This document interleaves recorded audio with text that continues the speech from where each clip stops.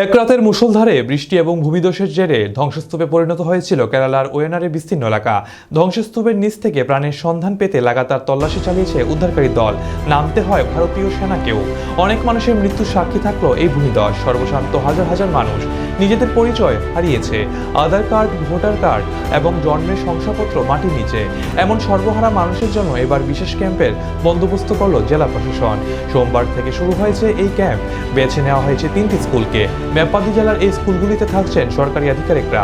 চূড়ালমালা, মুন্ডারকাই এবং মেপ্পাদির স্থানীয়দের জন্য এই ক্যাম্পে বিশেষ ব্যবস্থা করা হয়েছে।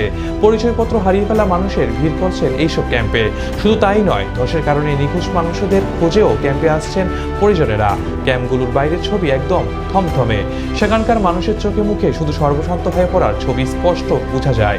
জেলা প্রশাসনের এক কর্তা ডিআর মেঘাশ্রী জানান, ধসের কারণে যেসব মানুষ তাদের গুরুত্বপূর্ণ নথি হারিয়ে ফেলেছেন তাদের জন্যই এই ক্যাম্পের আয়োজন করা হয়েছে।